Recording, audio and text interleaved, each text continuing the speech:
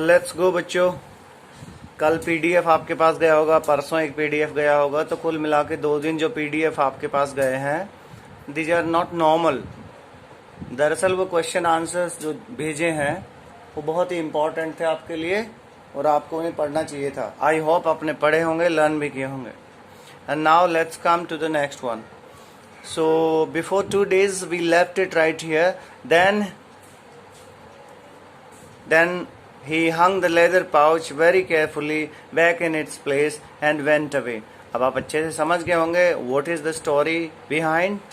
Actually जो red trap seller था वो उसके घर रुका था क्रॉफ्टर के, और उसके सामने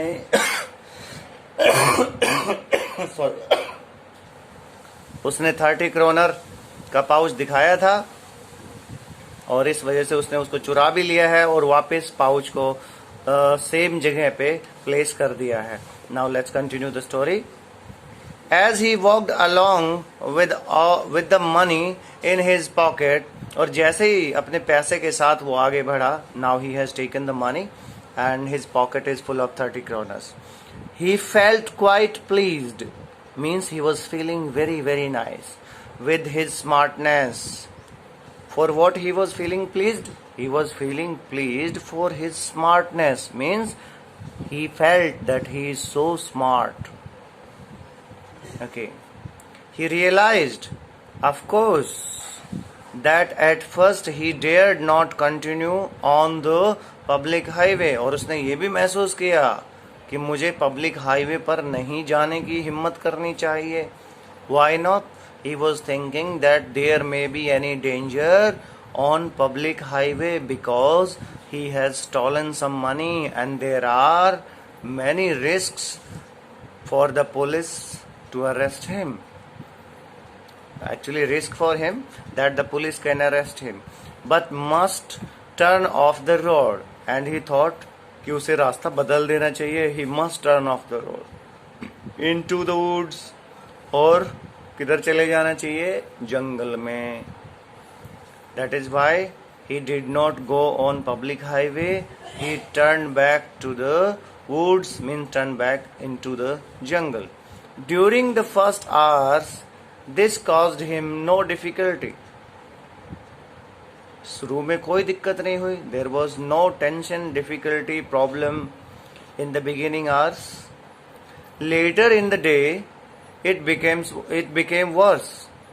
And means कि जैसे जैसे दिन बढ़ता गया और वो जंगल में इधर उधर घूमता गया तो अब उसके लिए दिक्कतें बढ़ने लगी. Now the thing has gone worse than before.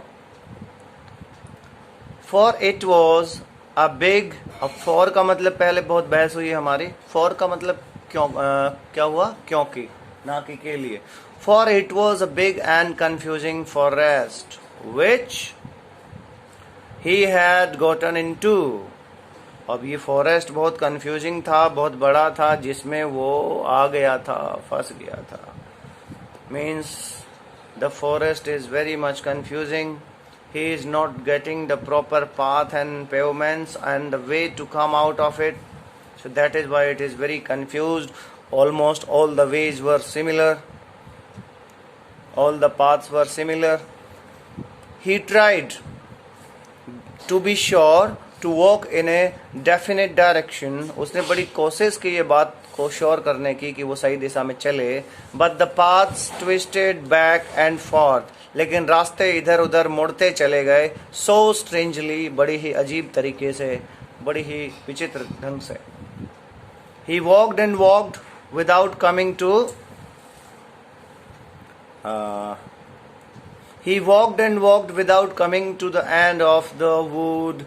जंगल का कोई अंत नहीं हुआ, लेकिन वो चलता चला गया, चलता चला गया. And finally he realized that he had only been walking around in the same part of the forest. And finally he realized that he was walking in the same part of the forest means he was not getting the right path to come out of this forest. Again and again he was circling around the same area. All at once he recalled his thoughts about the world and the rat trap. तभी तुरंत उसे दुनिया के बारे में जो वो सोचता था वो विचार याद आ गए, और रेड ट्रैप के बारे में जो सोचता था वो विचार याद आ गए. जब वो फंसा तो उसे याद आया कि देखो मैं क्या सोचता था कि ये दुनिया एक रेड ट्रैप है. The whole world is a rattrap. Now his own turn had come. अब उसकी बारी आ गई है फंसने की. He had let himself be fooled by a bait. He had let himself be fooled by a bait. अब उसने सोच लिया कि देखो मैंने खुद को, अपने आप को किसी ने चारा डाला और फंदा बिछाया और मैं उसमें फंसता चला गया. And had been caught. और आखिर में उसमें फंस ही गया. Means somebody made me fool. And what is the bait for him? Actually 30 kroner. That was the thing which tempted him. That was the thing for which he was greedy. So that's why he had been caught in the same snare, in the same loop, in the same rat trap. He had let himself be fooled by a bait and had been caught. The whole forest with its trunks and branches. The whole forest with its trunks and branches, its thickets and fallen logs.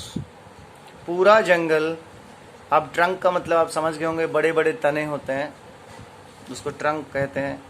With its trunk and branches and thickets and fallen logs. अब trunk तना होता है जो पेड़ खड़ा है, जीवित पेड़ अगर मैं बोलूं उसको तने को ट्रंक कहते हैं. ब्रांचेज आप समझते हैं.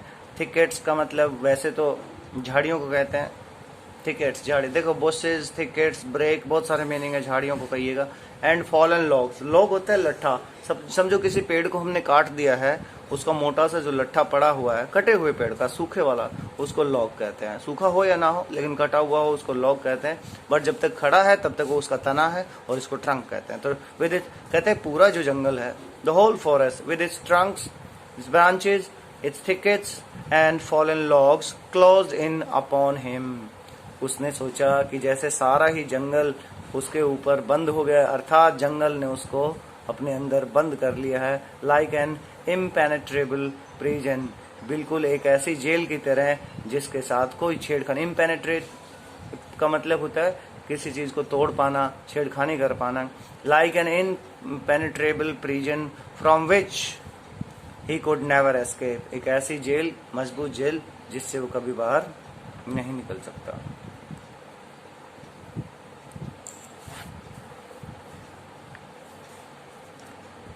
It was late in December.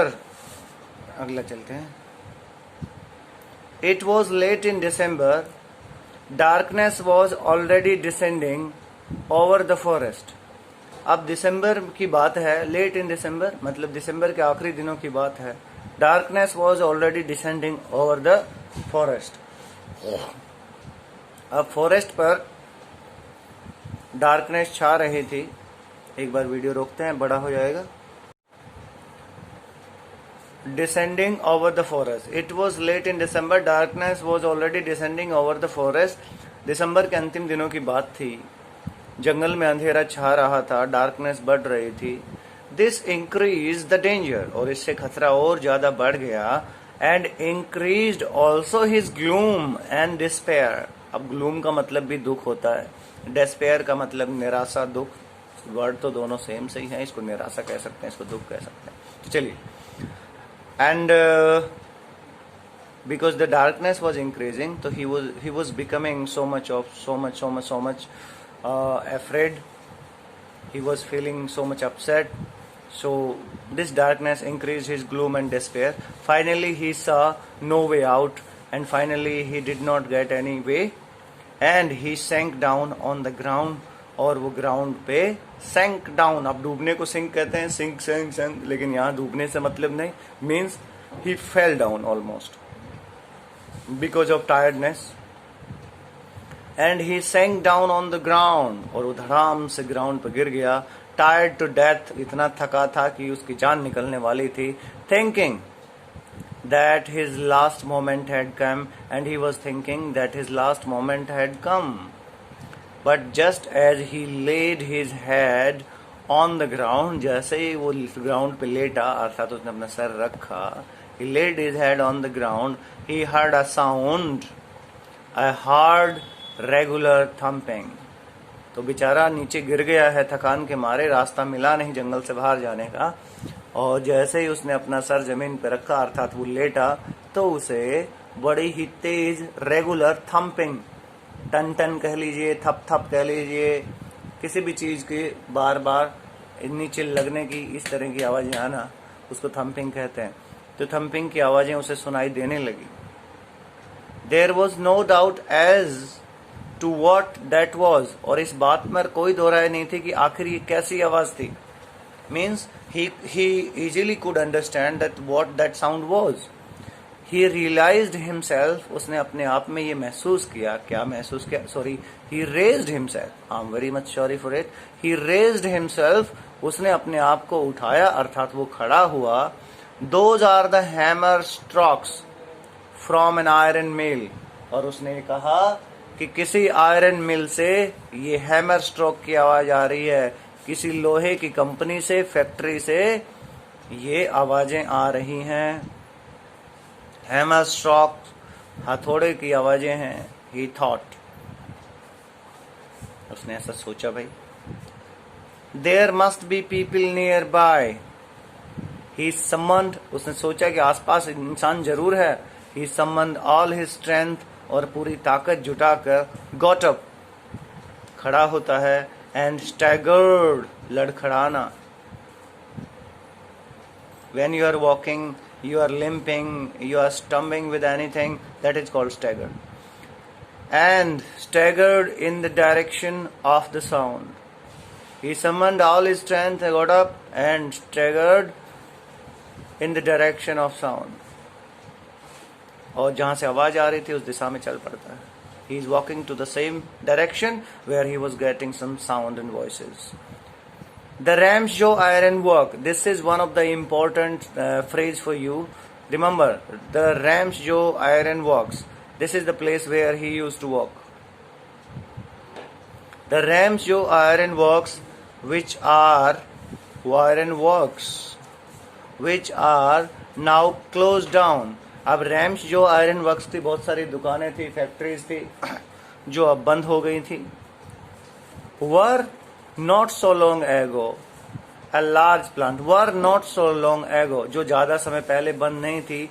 A large plant, एक बड़ा सा प्लांट था. विद स्मेल्टर, स्मेल्टर भट्टियों को कह लीजिए, उसमें बहुत बड़ी बड़ी भट्टियां थी. रोलिंग मिल, और वहां पे रोलिंग मिल भी यही है कि वहां पे बड़ी बड़ी भट्टियों वाली एक मिल थी जिसमें रोलिंग का काम होता था. एंड फॉर्ज, अब बेटा फॉर्ज भी भट्टी को कहते हैं, और बड़े मुंह वाली भट्टी भी वहां पे थी. मतलब बहुत सारा लोहा आता था. स्मेल्टर, उसमें उबाला जाता था, गलाया जाता था. रोलिंग मिल, 24 घंटे चलने वाली फैक्ट्री थी. ए फॉर्ज, बड़ा से मुंह की भट्टियां उसमें चलती थी, बड़े बड़े मुंह की.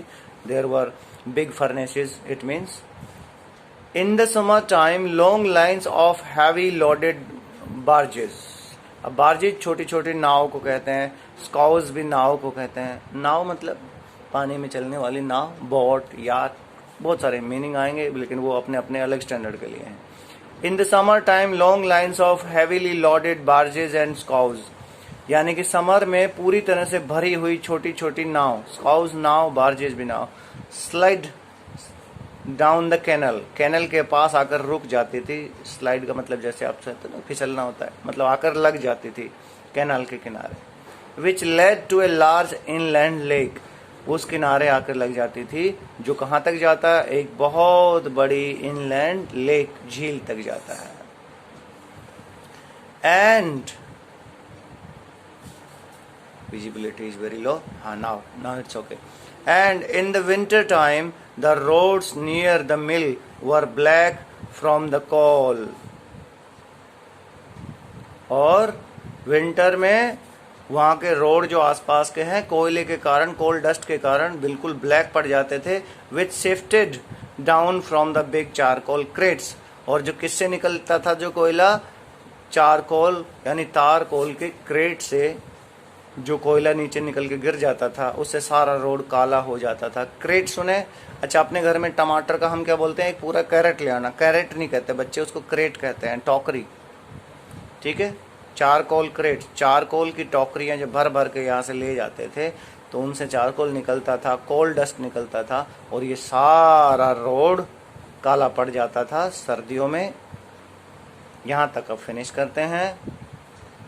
ठीक है, this is the end of the day and the final lines were for you. कहाँ सीन खत्म करते हैं हम, कि वो याद करता है कि बहुत समय पहले ये आयरन मिल हुआ करती थी, आजकल ये बंद पड़ी है, रैम्स जो। लेकिन ऐसा भी नहीं कि ज़्यादा समय हो गया है। मुझे याद है कि समर में ऐसा हुआ करता था कि यहाँ पर बहुत सारी छोटी छोटी नाव आकर कैनाल के पास लग जाती थी, जो कि एक बहुत बड़ी लेक तक जाती है। और विंटर टाइम में यहाँ कोयले के कारण, चारकोल क्रेट्स के निकलने वाले, छोटे छोटे शिफ्ट होने वाले निकलने वाले कोयले से ये सारा रोड काला पड़ जाता था। ये आयरन मिल के आसपास का सीन इसने डिस्क्राइब किया है। See you tomorrow, bye bye for now, please practise it. मैं एक PDF भी भेज रहा हूँ उसके साथ, उसका भी प्रैक्टिस करिए।